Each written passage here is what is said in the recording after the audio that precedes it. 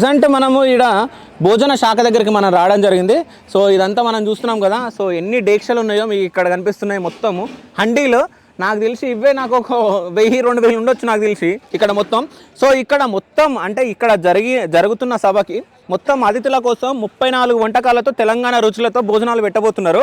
So దాంట్లో వచ్చేసి so తెలంగాణకు సంబంధించినవి అంటే ఎక్కువ తెలంగాణలో నాన్ వెజ్ తింటారు కాబట్టి సో ఇక్కడ తలకాయ కూర, బోటి ఫ్రై, తెలంగాణ మటన్ కర్రీ, నాటుకోడి పులుసు, సో బొమ్మిడాయల పులుసు, హైదరాబాదీ చికెన్ దమ్ బిర్యానీ, సో సలాన్, అదేవిధంగా చామగడ్డ పులుసు, కచ్చారు, సో జొన్న రొట్టెలు, సర్వపిండి, బూరెలు, అరిసెలు, డబల్ కమిటా, పచ్చి పులుసు, పెరుగు, రైతా, ఇట్లాంటి చాలా అంబలి, ఇవన్నీ చాలా మట్టుకు అంటే తెలంగాణలో ఎన్ని వెరైటీస్ ఉంటాయో అన్ని వెరైటీస్ రేపు పెట్టబోతున్నారు.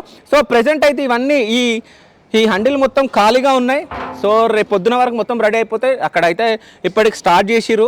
సో ఇప్పుడు కుకింగ్ మొత్తం స్టార్ట్ అవుతూ ఉంది.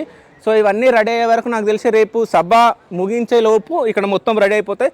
సో ఎంతమంది అంటే కొన్ని వేల మంది ఇక్కడ సభకు రాబోతున్నారు. సో ఆ వేల మందికి ఫుడ్ అందరికి సరిపోలే కాబట్టి సో వాళ్ళందరికీ ఇక్కడ అరేంజ్మెంట్స్ అయితే సెట్ చేయడం జరిగింది. సో ఇక్కడ కొంతమంది మహిళలు తింటూ ఉన్నారు, వాళ్ళతో మాట్లాడదాం రండి. అమ్మ మీ పేరు? వసంత. సో ఏం పని చేస్తారు ఇక్కడ?